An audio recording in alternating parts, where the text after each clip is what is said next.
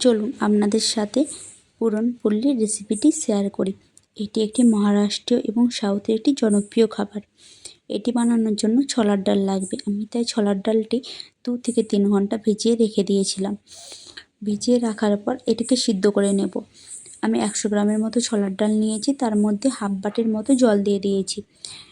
যখন সিদ্ধ করবেন দেখবেন যেমন বেশি সিদ্ধ না হয়, 2 থেকে 3টে সিটি দেবেন। এবং এটি আপনারা আটা কিংবা ময়দা দিয়েও বানাতে পারেন। এখানে আমি আটা নিয়েছি। আটার মধ্যে নুন, হলুদ, তেল দিয়ে ঠিক রুটির ডোটি তৈরি করেছি। এর উপর থেকে আমি ঘি দিয়ে মাখিয়ে রাখবো। দেখবেন যেমন আটাটা খুব নরমও যেমন না হয় আর শক্তও যেমন না হয়। আটার ডোটা নিয়ে এটা কিছুক্ষণ ঢাকা দিয়ে দেবেন। তারপরে যে ছোলার ডালটা সিদ্ধ করেছিলেন জলটা ঝরিয়ে মিক্সির মধ্যে এটাকে মিক্স করে নেবেন।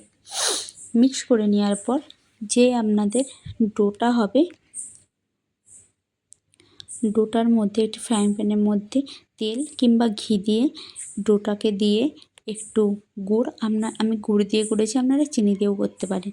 তার মধ্যে এটাকে একটু মিশিয়ে নেবেন এবং একটু নুন আর একটু এলাচ গুঁড়ো দিয়ে দেবেন।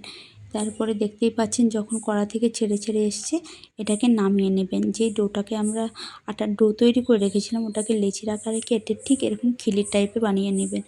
তারপরে গোল গোল করে ওটার মধ্যে পুর দিয়ে ঠিক গোল একটা রুটির ডো যেমন ছোটো ছোটো আমরা বানাই ঠিক ওরকম বানিয়ে নেবেন। যেমন দেখতে পাচ্ছেন আমি করছি। ওটাকে আপনারা ঠিক রুটির আকৃতিতে শেপ দিয়ে রুটি যেরকম করে বেলি ওরকম করে বেলবেন। আপনারা এখানে আটা ইউজ করতে পারেন কিংবা তেল ইউজ করতে পারেন। আমি এখানে আটা ইউজ করেছি।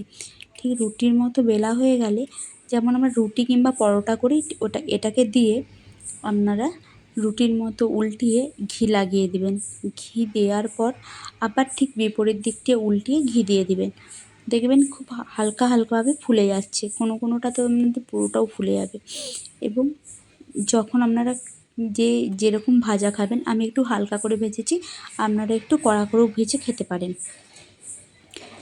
যদি এই রেসিপিটি আপনাদের ভালো লাগে তাহলে পেজটিকে ফলো করবেন বা যেখান থেকে যে ইউটিউব চ্যানেল থেকে দেখছেন চ্যানেলটি সাবস্ক্রাইব করবেন। ধন্যবাদ।